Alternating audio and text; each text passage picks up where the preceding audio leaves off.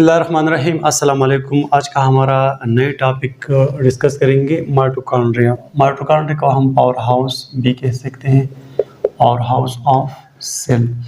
Power house of cell का मतलब ये है कि जो माइटोकॉन्ड्रिया इसका फंक्शन तो हम बाद में इंशाल्लाह डिस्कस करेंगे, लेकिन ये बात आप याद रख लें कि दुनिया में जितने भी चीज़ें जो काम करता है, चाहे वो जानदार हो या बेजान, तो सब काम के लिए एनर्जी चाहिए। ठीक है, तो इसी तरह हमारे जिस्म है, हमारे जिस्म सेल से मिलकर बनता है। तो हमारे सेल जो काम करते हैं, इस सेल को काम करने के लिए एनर्जी की ज़रूरत होती है। तो ज़्यादातर एनर्जी हमारे सेल के लिए ये माइटोकॉन्ड्रिया प्रोड्यूस करता है, तो इसलिए इसको हम कहते हैं पावर हाउस। ठीक है, तो माइटोकॉन्ड्रिया के सबसे पहले हम इसकी डिस्कवरी के बारे में बात करते हैं। सबसे पहले ये जो माइटोकॉन्ड्रिया किसी सेल में किसी ने देखा था, तो ये साइंटिस्ट कैलिकर 1850 में 1850 में उसने इस माइटोकॉन्ड्रिया को सबसे पहले देखा था। सपोज ये हमारे साथ कोई एक जानदार है, चलो एक प्लांट हो गया। ठीक है, इससे मैंने एक सेल ड्रा किया हुआ, ये एक सेल है, क्लियर। इसमें एक न्यूक्लियस है, तो इसमें अंदर ये ऑर्गेनेल पाया जाता है माइटोकॉन्ड्रिया। ठीक है, ये माइटोकॉन्ड्रिया। अब हम इसकी बायोकेमिस्ट्री पे आते हैं। बायोकेमिस्ट्री का मतलब है केमिकल कंपोजिशन। मतलब ये है कि ये माइटोकॉन्ड्रिया किस चीज़ से मिलकर बना है।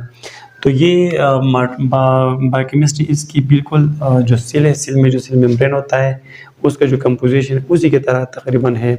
जैसे कि इसमें हमारे साथ लिपिड यूज़ होता है, लिपिड। इसके अलावा प्रोटीन भी इसमें यूज़ होते हैं, प्रोटीन। और इसके अलावा कार्बोहाइड्रेट। ठीक है, ये डिफरेंट चीज़ें इसमें यूज़ होते हैं।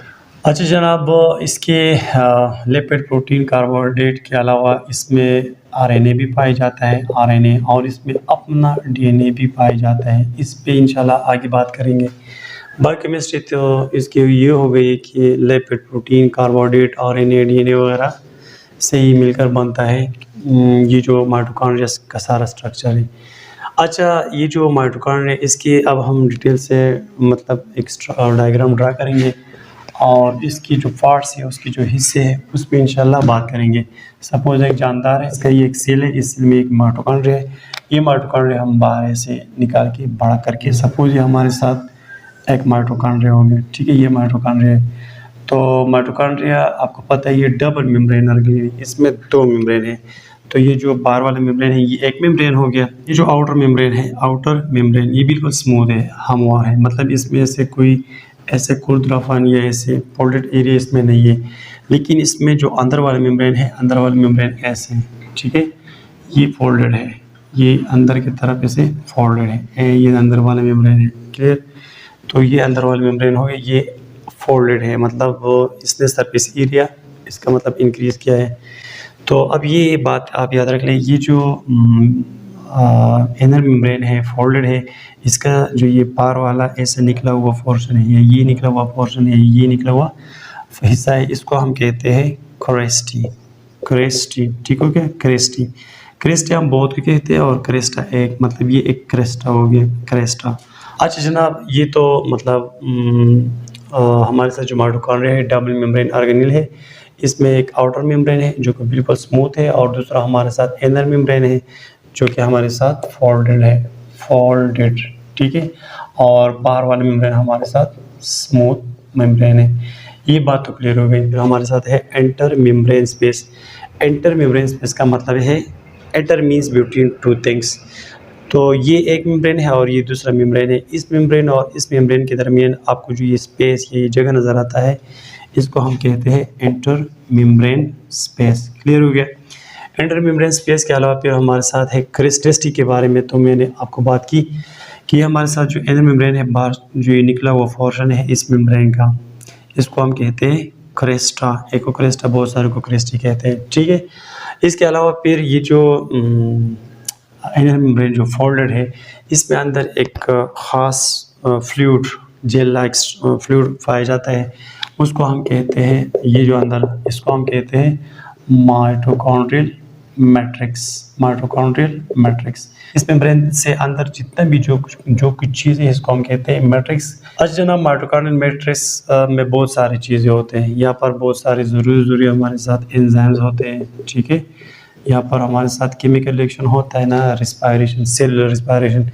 उस रिस्पायरेशन के लिए कुछ एंजाइम होते हैं। ठीक है, और एंजाइम के अलावा इसमें अपना डीएनए भी पाया जाता है, ठीक है, माइटोकॉन्ड्रियल डीएनए।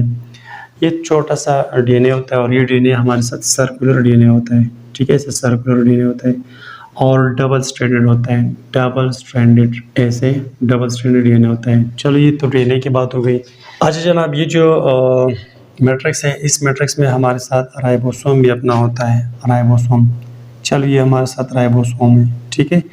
और ये राइबोसोम आपको पता है, हमारे साथ राइबोसोम एक एटीएस है। एटीएस आप लोग जानते हैं, मतलब हमारे सेल में जो राइबोसोम पाए जाते हैं वो एटीएस है। इसके अलावा बैक्टीरिया है, जो प्रोकैरियोट ऑर्गेनिज्म है, उसकी जो सेल्स है उसमें 70s मतलब राइबोसोम पाया जाता है। लेकिन ये जो माइटोकॉन्ड्रिया, इसमें जो राइबोसोम पाया जाता है वो हमारे साथ 55S होता है, 55, ठीक है, 55S।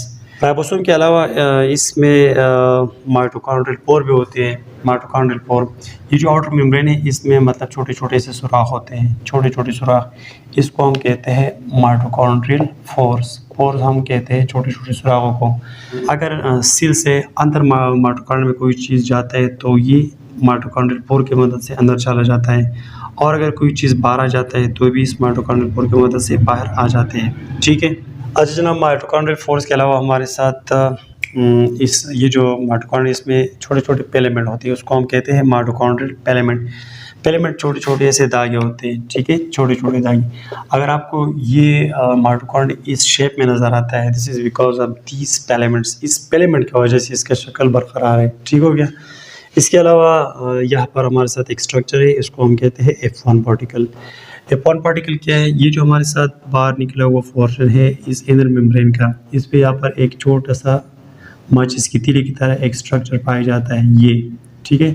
ये हो गया, या सपोज ये ऐसे हो गया, या सपोज ये ऐसे हो गया, ठीक है। इसको हम कहते हैं F1 पार्टिकल। क्लियर हो गया। ये जो F1 पार्टिकल है, ये मैं बाहर निकाल के जूम करता हूँ। सपोज ये हमारे साथ F1 पार्टिकल है। इस F1 पार्टिकल की जो ये हेड है, इसमें हमारे साथ कुछ खास स्पेसिफिक एंजाइम होते हैं। उस एंजाइम को हम कहते हैं एटीपी सिंथेज। एटीपी सिंथेज मतलब एटीपी बनाने में जो एंजाइम होते हैं वो हमारे साथ इस F1 पार्टिकल में पाए जाते हैं। इस F1 पार्टिकल को हम एलिमेंट्री पार्टिकल भी कह सकते हैं। तो ये था हमारे साथ माइटोकॉन्ड्रिया का डिटेल स्ट्रक्चर। इसमें मैंने आपको बताया कि डबल मेम्ब्रेन है, एक मेम्ब्रेन ये है, बाहर वाली मेम्ब्रेन स्मूथ है, बिल्कुल हमवार है, इसमें से फोल्डेड एरिया नज़र नहीं आता, ठीक है। इससे अंदर वाला जो मेम्ब्रेन है वो फोल्डेड है, तो ये मेम्ब्रेन सरफेस एरिया इंक्रीज करता है। ये जो अंदर वाले मेम्ब्रेन है, आप याद रख लीजिए, इस पे हमारे साथ एक सिस्टम पाया जाता है। उस सिस्टम को हम कहते हैं electron transport chain. Electron transport chain, तो वो जो इलेक्ट्रॉन ट्रांसपोर्ट चेन का जो सिस्टम है वो इस इनर मेम्ब्रेन में पाया जाता है, ठीक है। फिर इसके अलावा हमने मतलब इंटर मेम्ब्रेन स्पेस के बारे में बात की। ये मेम्ब्रेन और इस मेम्ब्रेन के दरमियान जो ये एरिया है, इसको हम कहते हैं इंटर मेम्ब्रेन स्पेस, क्रिस्टा या क्रिस्टी। ये जो बाहर की तरफ निकला हुआ पोर्शन है, इसको हम क्रिस्टी कहते हैं। माइटोकॉन्ड्रियल मैट्रिक्स, इस मेम्ब्रेन के अंदर जितना भी जो कुछ है उसको हम कहते हैं माइटोकॉन्ड्रियल मैट्रिक्स।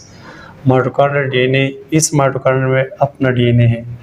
अच्छा जनाब, माइटोकॉन्ड्रियल डीएनए के अलावा इसमें अपना राइबोसोम है, और राइबोसोम 55 है, और इसमें जो डीएनए है वो डीएनए छोटा है और सर्कुलर डीएनए होता है और डबल स्ट्रैंडेड डीएनए होता है। इसके अलावा फिर इसमें माइटोकॉन्ड्रियल फोर्स होते हैं। इस आउटर मेम्ब्रेन में कुछ सुराख होते हैं, कुछ चीज़ अंदर जाने के लिए और कुछ चीज़ बाहर आने के लिए।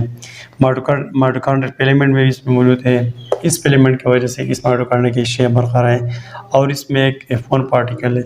F1 पार्टिकल के बारे में मैंने आपसे बात की। इसकी इस हेड है, इस हेड में स्पेशल टाइप ऑफ एंजाइम होते हैं, एटीपी सिंथेज, ठीक है, जो एटीपी बनाने में मदद देता है। अच्छा, ये तो हो गया हमारे साथ माइटोकॉन्ड्रिया के बारे में बात।